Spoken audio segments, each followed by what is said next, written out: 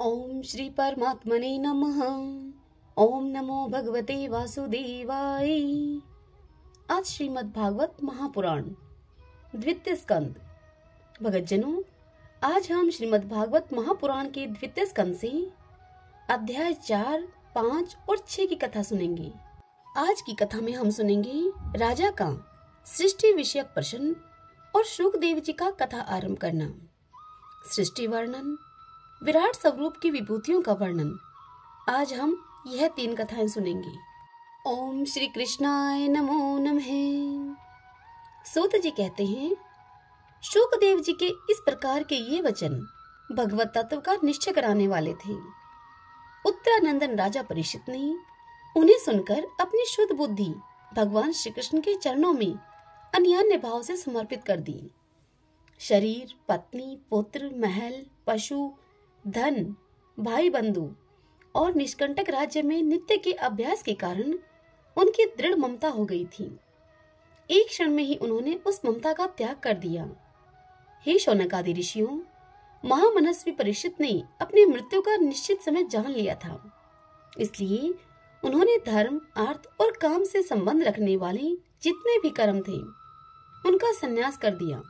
इसके बाद भगवान श्री कृष्ण में सुदृढ़ आत्म भाव को प्राप्त होकर बड़ी श्रद्धा से भगवान श्री कृष्ण की महिमा सुनने के लिए उन्होंने श्री शुकदेव जी से यही प्रश्न किया, जिसे आप लोग अब मुझसे पूछ रहे हैं। परीक्षित ने श्री शुकदेव जी से पूछा, हे भगवत स्वरूप मुनिवर, आप परम पवित्र और सर्वज्ञ हैं। आपने जो कुछ कहा है वह सत्य एवं उचित है। आप जो जो भगवान की कथा कहते जा रहे हैं, त्यों त्यों मेरे अज्ञान का पर्दा फटता जा रहा है। मैं आपसे फिर भी यही जानना चाहता हूँ कि भगवान अपनी माया से इस संसार की सृष्टि कैसे करते हैं। इस संसार की रचना तो इतनी रहस्यमयी है कि ब्रह्मा आदि समर्थ लोकपाल भी इसके समझने में भूल कर बैठते हैं। भगवान कैसे इस विश्व की रक्षा और फिर संहार करते हैं। अनंत शक्ति परमात्मा किन किन शक्तियों का आश्रय लेकर अपने आप को ही खिलौने बनाकर खेलते हैं। वे बच्चों के बनाए हुए घरौंदों की तरह ब्रह्मांडों को कैसे बनाते हैं और फिर किस प्रकार बात की बात में वह मिटा देते हैं। भगवान श्री हरि की लीलाएं बड़ी ही अद्भुत अचिंत्य हैं। इसमें संदेह नहीं कि बड़े बड़े विद्वानों के लिए भी उनकी लीला का रहस्य समझना अत्यंत कठिन प्रतीत होता है। भगवान तो अकेले ही हैं। वे बहुत से कर्म करने के लिए पुरुष रूप से प्रकृति के विभिन्न गुणों को एक साथ धारण करते हैं अथवा अनेकों अवतार ग्रहण करके उन्हें कर्मशः धारण करते हैं। हे मुनिवर, आप वेद और ब्रह्मा तत्व दोनों के पूर्ण मर्मज्ञ हैं, इसलिए मेरे इस संदेह का आप निवारण कीजिए। सूत जी कहते हैं कि हे शौनक जी, जब राजा परीक्षित ने भगवान के गुणों का वर्णन करने के लिए उनसे इस प्रकार प्रार्थना की, तब श्री शुकदेव जी ने भगवान श्री कृष्ण का बार बार स्मरण करके अपना प्रवचन प्रारंभ किया। श्री शुकदेव जी ने कहा, उन पुरुषोत्तम भगवान के चरण कमलों में मेरे कोटि कोटि प्रणाम हैं, जो संसार की उत्पत्ति, स्थिति और प्रलय की लीला करने के लिए सत्व, रज तथा तमोगुण रूप 3 शक्तियों को स्वीकार करके ब्रह्मा, विष्णु और शंकर का रूप धारण करते हैं, जो समस्त चर अचर प्राणियों के हृदय में अंतर्यामी रूप से विराजमान हैं, जिनका स्वरूप और उसकी उपलब्धि का मार्ग बुद्धि के विषय नहीं है, जो स्वयं अनंत हैं तथा जिनकी महिमा भी अनंत है।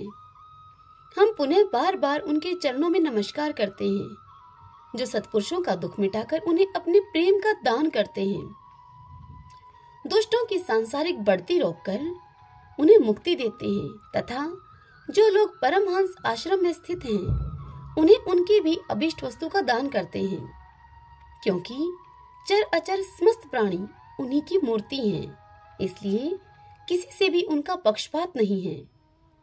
जो बड़े ही भक्त वत्सल हैं और हठ पूर्वक भक्तिहीन साधन करने वाले लोग, जिनकी छाया भी नहीं छू सकते, जिनके समान भी किसी का ऐश्वर्य नहीं है, फिर उसके अधिक तो हो ही कैसे सकता है। तथा ऐसे ऐश्वर्य से युक्त होकर जो निरंतर ब्रह्मा स्वरूप अपने धाम में विहार करते रहते हैं, उन भगवान श्री कृष्ण को मैं बारंबार नमस्कार करता हूँ, जिनका कीर्तन, स्मरण, दर्शन, वंदन, श्रवण और पूजन जीवों के पापों को तत्काल नष्ट कर देता है। उन पुण्य कीर्ति भगवान श्री कृष्ण को बार बार नमस्कार है। विवेकी पुरुष जिनके चरण कमलों की शरण लेकर अपने हृदय से इस लोक और परलोक की आसक्ति निकाल डालते हैं और बिना किसी परिश्रम के ही ब्रह्मा पद को प्राप्त कर लेते हैं, उन मंगलमय कीर्ति वाले भगवान श्री कृष्ण को अनेक बार नमस्कार है। बड़े बड़े तपस्वी, दानी, यशस्वी, मनस्वी, सदाचारी और मंत्रवेता जब तक अपनी साधनाओं को तथा अपने आप को उनके चरणों में समर्पित नहीं कर देते, तब तक उन्हें कल्याण की प्राप्ति नहीं होती। जिनके प्रति आत्मसमर्पण की ऐसी महिमा है, उन कल्याणमय कीर्ति वाले भगवान को बारंबार नमस्कार है।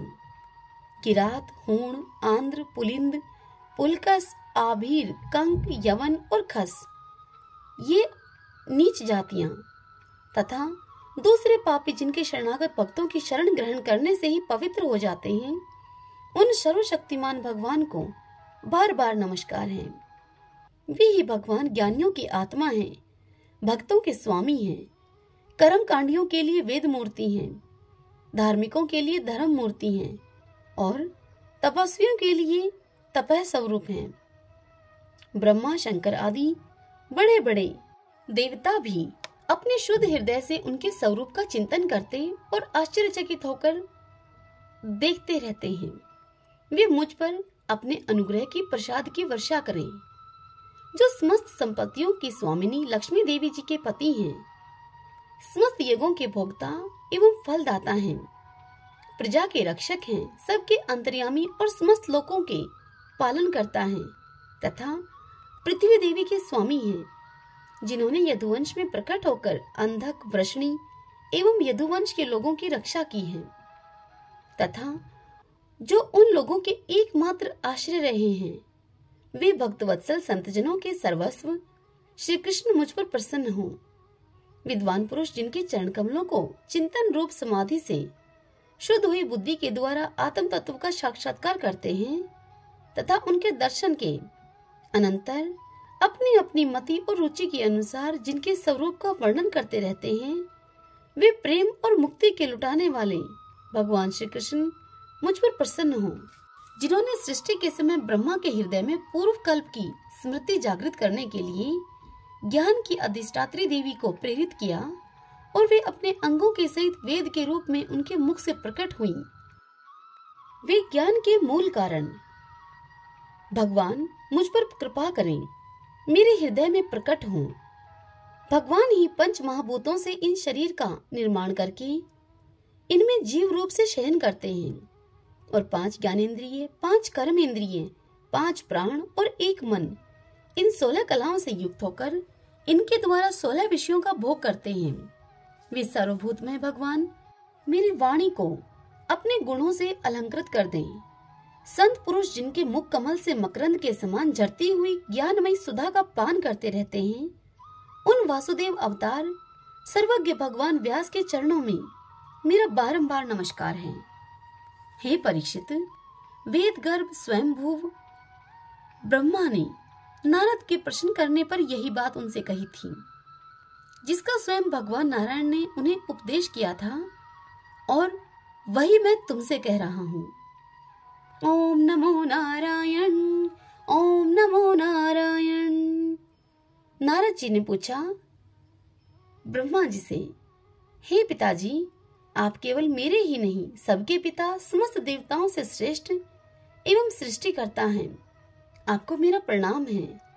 आप मुझे वह ज्ञान दीजिए जिससे कि आत्म तत्व का साक्षात्कार हो जाता है। पिताजी, इस संसार का क्या लक्षण है? इसका आधार क्या है?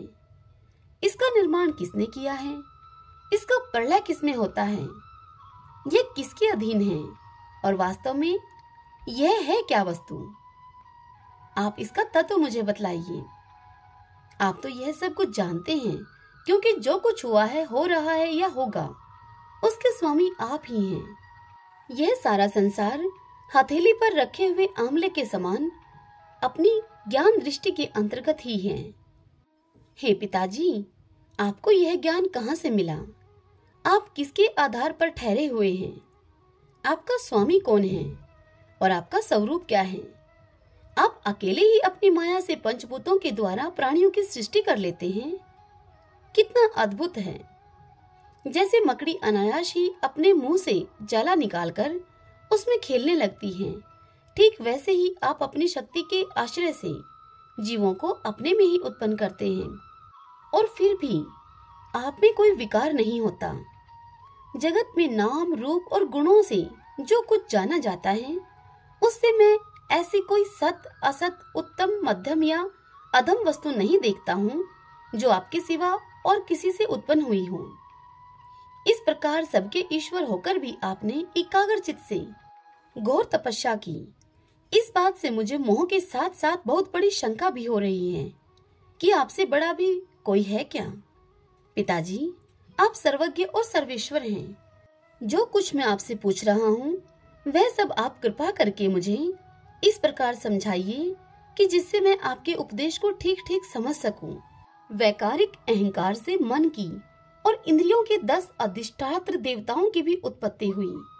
उनके नाम हैं दिशा, वायु, सूर्य, वरुण, अश्विनी कुमार, अग्नि, इंद्र, विष्णु, मित्र और प्रजापति। तेजस अहंकार के विकार से श्रोत्र, त्वचा, नेत्र, जीवा और घ्राण, ये 5 ज्ञानेंद्रियां एवं वाक, हस्त, पाद, गुदा और जननेंद्रियां, ये 5 कर्मेंद्रियां उत्पन्न हुई। साथ ही ज्ञान शक्ति रूप बुद्धि और क्रिया शक्ति रूप प्राण भी तेजस अहंकार से ही उत्पन्न हुए। श्रेष्ठ ब्रह्मावित, सुनिए, जिस समय ये पंचभूत, इंद्रिय, मन और सत्व आदि 3 गुण परस्पर संगठित नहीं थे, तब अपने रहने के लिए भोगों के साधन रूप शरीर की रचना नहीं कर सके। जब भगवान ने इन्हें अपनी शक्ति से प्रेरित किया, तब वे तत्व परस्पर एक दूसरे के साथ मिल गए और उन्होंने आपस में कार्य कारण भाव स्वीकार करके व्यष्टि समष्टि रूप पिंड और ब्रह्मांड दोनों की रचना की। वह ब्रह्मांड रूप अंडा 1 सहस्त्र वर्ष तक निर्जीव रूप से जल में पड़ा रहा। फिर काल, कर्म और स्वभाव को स्वीकार करने वाले भगवान ने उसे जीवित कर दिया। उस अंडे को फोड़कर उसमें से वही विराट पुरुष निकला जिसकी जंघा, चरण, भुजाएं, नेत्र, मुख और सिर सहस्त्रों की संख्या में हैं। विद्वान पुरुष उपासना के लिए उसी के अंगों में समस्त लोक और उनमें रहने वाली वस्तुओं की कल्पना करते हैं। उसकी कमर से नीचे के अंगों में 7 पाताल की और उसके पेड़ों से ऊपर के अंगों में 7 स्वर्ग की कल्पना की जाती है। ब्राह्मण इस विराट पुरुष का मुख है, भुजाएं क्षत्रिय हैं, जांघों से वैश्य और पैरों से शूद्र उत्पन्न हुए हैं। पैरों से लेकर कटी पर्यंत 7 पाताल तथा भूलोक की कल्पना की गई है। नाभि में भुवरलोक, हृदय में स्वर्गलोक की और परमात्मा के वक्ष तल में महरलोक की कल्पना की गई है। उसके गले में जनलोक, दोनों स्तनों में तपोलोक और मस्तक में ब्रह्मा का नित्य निवास स्थान सत्यलोक है। उस विराट पुरुष की कमर में अतल, जांघों में वितल, घुटनों में पवित्र सूतल लोक और जंघाओं में तलातल की कल्पना की गई है। एड़ी के ऊपर की गांठों में महातल, पंजे और एड़ियों में रसातल और तलवों में पाताल समझना चाहिए। इस प्रकार विराट पुरुष सर्वलोकमय है। विराट भगवान के अंगों में इस प्रकार भी लोकों की कल्पना की जाती है कि उनके चरणों में पृथ्वी है, नाभि में भुवरलोक है और सिर में स्वरलोक है। ओम नमो नारायण, ओम नमो नारायण। ब्रह्मा जी कहते हैं, हे नारद, उन्हीं विराट पुरुष के मुख से वाणी और उसके अधिष्ठात्र देवता अग्नि उत्पन्न हुए हैं। 7 छंद उनकी 7 धातुओं से निकले हैं। मनुष्यों, पितरों और देवताओं के भोजन करने योग्य अमृतमय अन्न, सब प्रकार के रस, रसेंद्रिय और उनके अधिष्ठात्र देवता वरुण विराट पुरुष की जीवा से उत्पन्न हुए हैं। उनके नासा छिद्रों से प्राण, अपान, व्यान, उदान और समान, ये 5 प्राण और वायु तथा घ्राण इंद्रिय से अश्विनी कुमार, समस्त औषधियां एवं साधारण तथा विशेष गंध उत्पन्न हुए हैं। उनकी नेत्र इंद्रियें रूप और तेज की तथा नेत्र गोलक स्वर्ग और सूर्य की जन्म भूमि है। समस्त दिशाएं और पवित्र करने वाले तीर्थ कानों से तथा आकाश और शब्द श्रोत्रिय इंद्रिय से निकले हैं। उनका शरीर संसार की सभी वस्तुओं के सार भाग तथा सौंदर्य का खजाना है। सारे यज्ञ स्पर्श और वायु उनकी त्वचा से निकले हैं। उनके रोम सभी उद्भिज पदार्थों के जन्म स्थान हैं, अथवा केवल उन्हीं के जिनसे यज्ञ संपन्न होते हैं। उनके केश दाढ़ी मूछ और नखों से मेघ बिजली शिला एवं लोहे आदि धातुएं तथा भुजाओं से प्रायः संसार की रक्षा करने वाले लोकपाल प्रकट हुए हैं। उनका चलना फिरना भू भुवः स्वः तीनों लोकों का आश्रय है। उनके चरण कमल प्राप्त की रक्षा करते हैं और भयों को भगा देते हैं तथा समस्त कामनाओं की पूर्ति उन्हीं से होती है।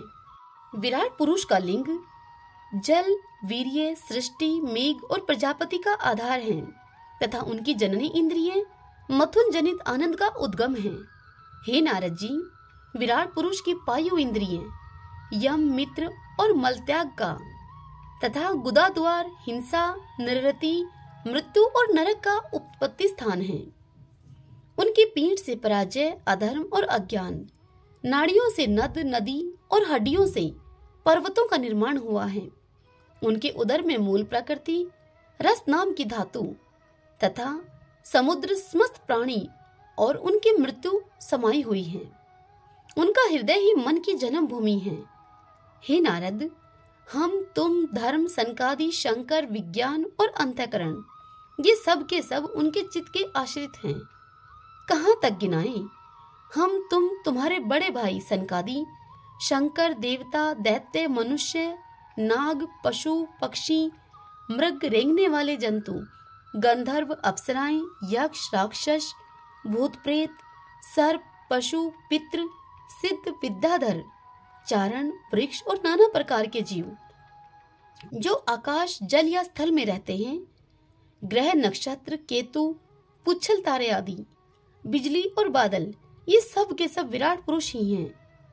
यह संपूर्ण विश्व जो कुछ कभी था या कभी होगा, सबको वह घेरे हुए हैं और सबके अंदर यह विश्व उसके केवल 10 अंगुल के परिणाम में ही स्थित है। जैसे सूर्य अपने मंडल को प्रकाशित करते हुए ही बाहर भी प्रकाश फैलाते हैं, वैसे ही पुराण पुरुष परमात्मा भी संपूर्ण विराट विग्रह को प्रकाशित करते हुए ही उसके बाहर और भीतर सर्वत्र एक रस प्रकाशित हो रहा है। हे मुनिवर, जो कुछ मनुष्य की क्रिया और संकल्प से बनता है उससे वह परे है और अमृत एवं अभय पद अर्थात मोक्ष का स्वामी है। यही कारण है कि कोई भी उसकी महिमा का पार नहीं पा सकता। संपूर्ण लोक भगवान के एक पाद पात्र अर्थात अंश मात्र हैं तथा उनके अंश मात्र लोकों में समस्त प्राणी निवास करते हैं। भूलोक भूवरलोक और स्वरलोक के ऊपर महरलोक है, उसके भी ऊपर जन्म तप और सत्य लोकों में कर्मशः अमृत क्षेम एवं अभय का नित्य निवास है। जन्म तप और सत्य इन 3 लोकों में ब्रह्मचारी वानप्रस्थ एवं सन्यासी निवास करते हैं। दीर्घकालीन ब्रह्मचार्य से रहित ग्रस्त भूलोक भूवरलोक और स्वरलोक के भीतर ही निवास करते हैं। शास्त्रों में 2 मार्ग बतलाए गए हैं, एक अविद्या रूप कर्म मार्ग जो सकाम पुरुषों के लिए है और दूसरा उपासना रूप विद्या का मार्ग जो निष्काम उपासकों के लिए है। मनुष्य दोनों में से किसी एक का आश्रय लेकर भोग प्राप्त कराने वाले दक्षिण मार्ग से अथवा मोक्ष प्राप्त कराने वाले उत्तर मार्ग से यात्रा करता है, किंतु पुरुषोत्तम भगवान दोनों के आधारभूत हैं। जैसे सूर्य अपनी किरणों से सबको प्रकाशित करते हुए भी सबसे अलग है, वैसे ही जिन परमात्मा से इस अंड की और पंचभूत एकादश इंद्रिय एवं गुणमय विराट की उत्पत्ति हुई है, वे प्रभु भी इन समस्त वस्तुओं के अंदर और उनके रूप में रहते हुए भी उनसे सर्वथा अतीत हैं। जिस समय इस विराट पुरुष के नाभि कमल से मेरा जन्म हुआ, उस समय इस पुरुष के अंगों के अतिरिक्त मुझे और कोई भी यज्ञ की सामग्री नहीं मिली। तब मैंने उनके अंगों में ही यज्ञ के पशु, यूप, कुश, यह यज्ञ भूमि और यज्ञ के योग्य उत्तम काल की कल्पना की। हे ऋषि श्रेष्ठ, यज्ञ के लिए आवश्यक पात्र आदि वस्तुएं, जौ, चावल आदि औषधियां, घृत आदि स्नेह पदार्थ, 6 रस, लोहा, मिट्टी, जल, ऋक, यजुः, साम, चातुर्होत्र, यज्ञों के नाम, मंत्र, दक्षिणा, व्रत, देवताओं के नाम, पद्धति ग्रंथ, संकल्प, तन, अनुष्ठान की रीति, गति, मति, श्रद्धा, प्रायश्चित और समर्पण, ये समस्त यज्ञ सामग्री मैंने विराट पुरुष के अंगों से ही इकट्ठी की। इस प्रकार विराट पुरुष के अंगों से ही सारी सामग्री का संग्रह करके मैंने उन्हीं सामग्रियों से उन यज्ञ पुरुष परमात्मा का यज्ञ के द्वारा यजन किया। तदंतर तुम्हारे बड़े भाई इन 9 प्रजापतियों ने अपने चित्त को पूर्ण सम्माहित करके विराट एवं अंतर्यामी रूप से स्थित उस पुरुष की आराधना की। इसके पश्चात समय समय पर मनु, ऋषि, पितृ, देवता, दैत्य और मनुष्यों ने यज्ञों के द्वारा भगवान की आराधना की। हे नारद, यह संपूर्ण विश्व उन्हीं भगवान नारायण में स्थित है, जो स्वयं तो प्राकृत गुणों से रहित हैं, परंतु सृष्टि के प्रारंभ में माया के द्वारा बहुत से गुण ग्रहण कर लेते हैं। उन्हीं की प्रेरणा से मैं इस संसार की रचना करता हूँ। उन्हीं के अधीन होकर रुद्र इसका संहार करते हैं, क्योंकि उन्होंने सत्व, रज और तम की 3 शक्तियां स्वीकार कर रखी हैं। हे बेटा, जो कुछ तुमने पूछा था उसका उत्तर मैंने तुम्हें दे दिया। भाव या अभाव, कार्य या कारण के रूप में ऐसी कोई भी वस्तु नहीं है जो भगवान से भिन्न हो। हे प्यारे नारद, मैं प्रेम पूर्ण एवं उत्कंठित हृदय से भगवान के स्मरण में मगन रहता हूँ। इसी से मेरी वाणी कभी असत्य होती ही नहीं दिखती, मेरा मन कभी असत्य संकल्प नहीं करता और मेरी इंद्रियां भी कभी मर्यादा का उल्लंघन करके कुमार्ग में नहीं जाती। मैं वेद मूर्ति हूँ, मेरा जीवन तपस्यामय है। बड़े बड़े प्रजापति मेरी वंदना करते हैं और मैं उनका स्वामी हूँ। पहले मैंने बड़ी निष्ठा से योग का सर्वांग अनुष्ठान किया था, परंतु मैं अपने मूल कारण परमात्मा के स्वरूप को नहीं जान सका, क्योंकि वे तो एकमात्र भक्ति से ही प्राप्त होते हैं।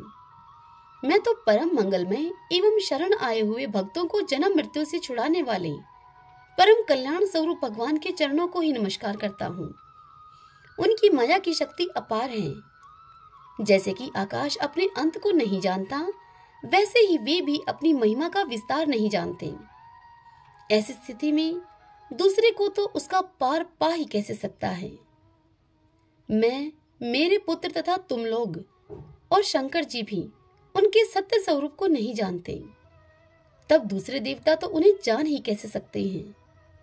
हम सब इस प्रकार मोहित हो रहे हैं कि उनकी माया के द्वारा रचे हुए जगत को भी ठीक ठीक नहीं समझ सकते, अपनी अपनी बुद्धि के अनुसार ही अटकल लगाते हैं। हम लोग केवल जिनके अवतार की लीलाओं का गान ही करते रहते हैं, उनके तत्व को नहीं जानते। उन भगवान के श्री चरणों में मैं नमस्कार करता हूँ। वे अजन्मा एवं पुरुषोत्तम हैं। प्रत्येक कल्प में वे स्वयं अपने आप में अपने आप की ही सृष्टि करते हैं, रक्षा करते हैं और संहार कर लेते हैं। वे माया के लेस से रहित केवल ज्ञान स्वरूप हैं और अंतरात्मा के रूप में एक रस स्थित हैं। वे तीनों काल में सत्य एवं परिपूर्ण हैं, न उनका आदि है और न अंत। वे तीनों गुणों से रहित सनातन एवं अद्वितीय हैं। हे नारद, महात्मा लोग जिस समय अपने अंतःकरण, इंद्रिय और शरीर को शांत कर लेते हैं, इस समय उनका साक्षात्कार करते हैं। परंतु जब असत पुरुषों के द्वारा कुतर्कों का जाल बिछाकर उनको ढक दिया जाता है, तब उनके दर्शन नहीं हो पाते। परमात्मा का पहला अवतार विराट पुरुष है। उसके सिवा काल, स्वभाव, कार्य, कारण, मन, पंचभूत, अहंकार, तीनों गुण, इंद्रियां, ब्रह्मांड शरीर, उसका अभिमानी स्थावर और जंगम जीव, सब के सब उन अनंत भगवान के ही रूप हैं। मैं, शंकर, विष्णु, दक्ष आदि ये प्रजापति, तुम और तुम्हारे जैसे अन्य भगत जन, स्वर्गलोक के रक्षक, पक्षियों के राजा, मनुष्य लोक के राजा, नीचे के लोकों के राजा, गंधर्व, विद्याधर और चारणों के अधिनायक, यक्ष, राक्षस, सांप और नागों के स्वामी, महर्षि, पितृपति, दैत्येंद्र, सिद्धेश्वर, दानवराज और भी प्रेत पिशाच, भूत, कुष्मांड, जल जंतु, मृग और पक्षियों के स्वामी एवं संसार में और भी जितनी वस्तुएं ऐश्वर्य, तेज, इंद्रिय बल, मनोबल, शरीर बल या क्षमा से युक्त हैं अथवा जो भी विशेष सौंदर्य, लज्जा, वैभव तथा विभूति से युक्त हैं एवं जितनी भी वस्तुएं अद्भुत वर्ण वाली, रूपवान या अरूप हैं, वे सब के सब परम तत्व में भगवत स्वरूप ही हैं। हे नारद, इनके सिवा परम पुरुष परमात्मा के परम पवित्र एवं प्रधान प्रधान लीला अवतार भी शास्त्रों में वर्णित हैं। उनका मैं कर्मशः वर्णन करता हूँ। उनके चरित्र सुनने में बड़े मधुर एवं श्रवण इंद्रिय के दोषों को दूर करने वाले हैं। तुम सावधान होकर उनका रस लो। हरि ओम तत्सत। ओम नमो नारायण। ओम नमो नारायण। भक्तजनों, आज की यह कथा यहीं समाप्त होती है। इससे आगे की कथा हम कल अगले अध्याय में सुनेंगे। कल की कथा में हम सुनेंगे भगवान के लीला अवतारों की कथा और श्री शुकदेव जी से राजा परीक्षित के विविध प्रश्न। कल हम इस पावन कथा का रसपान करेंगे। ओम श्री कृष्णाय नमो नमः।